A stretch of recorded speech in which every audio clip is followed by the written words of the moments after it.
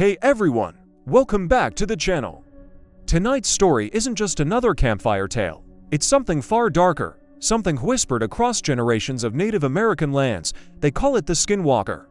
A shapeshifter, a creature of pure evil. And what I saw that night changed my life forever. So before we begin, hit that like button, subscribe, and turn on the notification bell, because tonight we're diving deep into a story you'll never forget. Let's begin. The road through the desert. I remember the night like it happened yesterday. I was driving through the Navajo desert on a lonely stretch of highway, somewhere between Arizona and New Mexico. My camera was rolling. I was filming for my YouTube channel, exploring myths and abandoned places. The sun had long disappeared, leaving only a silver moon that hung low in the sky. My headlights cut through the endless sand and sagebrush. I hadn't seen another car in hours, just dust, darkness, and the faint hum of my tires. Then, my GPS glitched, the map froze, the screen flickered, and for a split second, it showed a road that didn't exist before. A dirt path veering off into the desert. At first, I laughed. No way. This is exactly how horror stories start, I joked to myself, but curiosity got me. I slowed down, stared at the sign barely visible in the dark. Old Canyon Road. I don't know what possessed me to turn, but I did. The deeper I drove, the quieter it became. Even the wind seemed to hold its breath. Then, I saw it, a shape in my headlights. Something standing in the middle of the road. At first, I thought it was a deer, but as I got closer, it didn't move. It just stood there, facing away from me. When my lights hit it full on, it wasn't an animal. It was a person, but their body was twisted, arms bent backward, head slightly tilted, skin pale and stretched. I slammed the brakes. The figure didn't flinch. Then, it turned its head all the way around. That's when I knew I wasn't looking at anything human.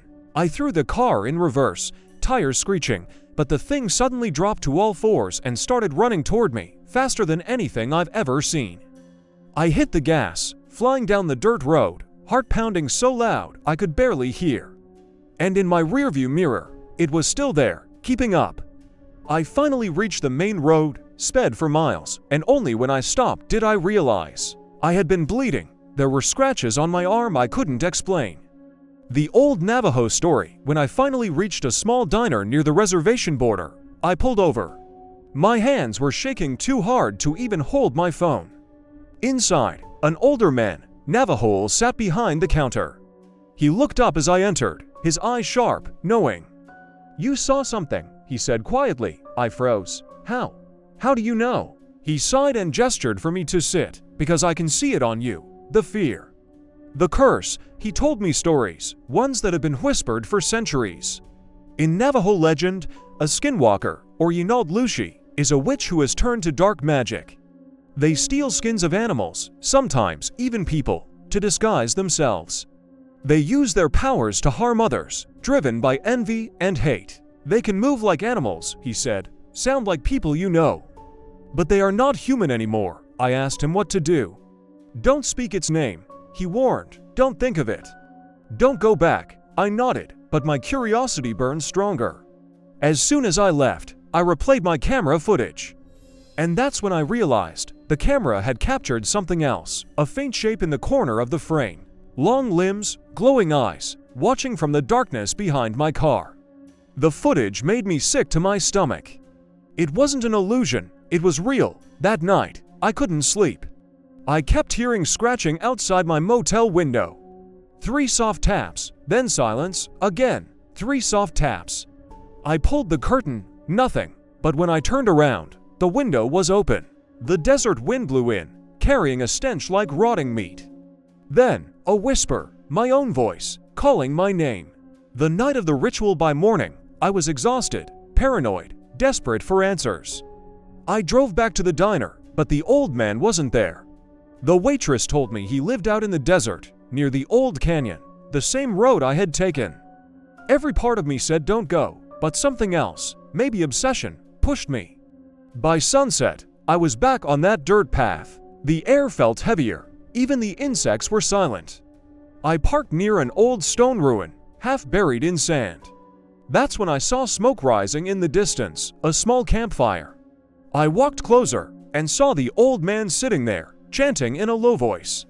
He didn't look surprised to see me. "You brought it with you," he said. "I just need to understand," I pleaded. He shook his head. "Understanding it only feeds it." Then he began to draw symbols in the dirt, circling me. He said he would try to protect me, but I had to stay inside the circle no matter what happened. The desert went still, the air turned cold, and then I heard it. A sound I'll never forget, a scream that wasn't human, half animal, half person. Out of the shadows, the thing crawled into the light. Its limbs cracked and twisted as it moved. The firelight flickered across its face, my face. It had taken my form. The old man started chanting louder, throwing herbs into the fire. The flames turned blue.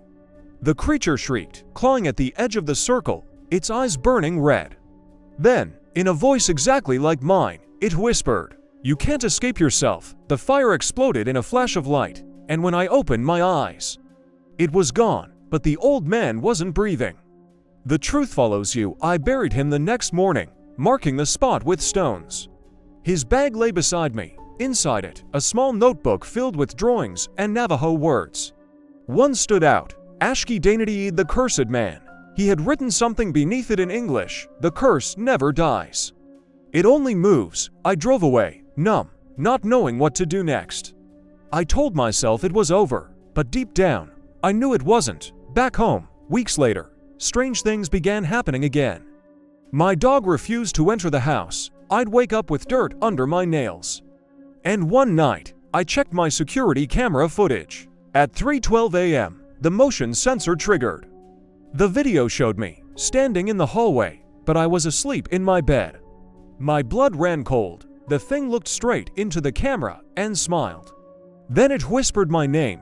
That's when I finally understood what the old man meant.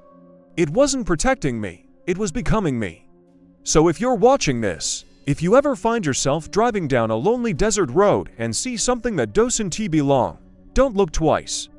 Don't stop, because once it notices you, it never forgets. That night still haunts me, the whispers, the eyes, the feeling that someone else is living behind my reflection.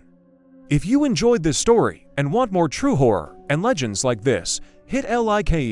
Drop a comment telling me your scariest myth or encounter, and don't forget to subscribe for more terrifying tales every week.